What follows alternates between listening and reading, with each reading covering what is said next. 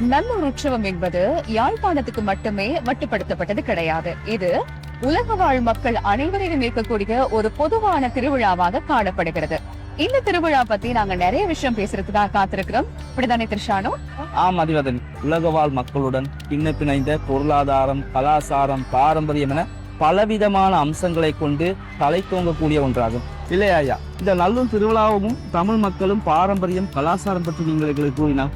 முருகப்பெருமான் தமிழ் கடவுள் என்பதற்கு அப்பால் உதித்தனன் உலகம் உய்ய என்று குறிப்பதை போல உலகத்திற்காக பிறந்தவன் முருகப்பெருமான். அந்த வகையிலே நல்லூரிலே கோவில் கொண்டு அமர்ந்து அருளாட்சி நல்குகிறார். இந்த யாழ்ப்பாணத்தினுடைய அடையாளம் எது என்றால் அது நல்லூர் முருகப்பெருமான் தான். உலகம் உய்ய வந்த முருகப்பெருமான் நெல்லைப்பதியிலே கோவில் கொண்டு அருளாட்சி நல்குகிறார். 2013ஆம் ஆண்டிலே இலங்கை மத்திய வங்கி நாணய குட்டிகளை அமைத்தது. 10 ரூபாய் நாணய குட்டிகளை அமைக்கின்ற பொழுது யாழ்ப்பாண மாவட்டத்திற்குரிய அடையாளமாக அமைக்கப்பட்டது. அதிலே தெரிகிற நல்லூர் கோவிலினுடைய இந்த சொக்கட்டான் பந்தல் வில் மண்டபம் அது 1970ஆம் ஆண்டிலே கட்டப்பட்டது. அந்த அடையாளம் இன்றைக்கு உலகெங்கனும் பறந்து யாழ்ப்பாணத்தினுடைய அடையாளமாக கொள்ளப்படுகிறது. இப்ப நீங்க இந்த விஷயத்தை சொல்லக்குள்ள எனக்கு ஒரு விஷயம் ஞாபகம் வருது. என்னன்னு சொன்னா, இந்த நல்லூர் திருவிழா நடைபெற ஒவ்வொரு காலகட்டத்திலையும் ஏதோ ஒரு நிர்மாணம் புதுசா ஒன்றை உருவாக்கி கொண்டுதான் இருக்கிறாங்க அப்படிங்கிற ஒரு விஷயத்தை நான் கேள்விப்பட்டேன். அதை கொஞ்சம் தெளிவுபடுத்தினா.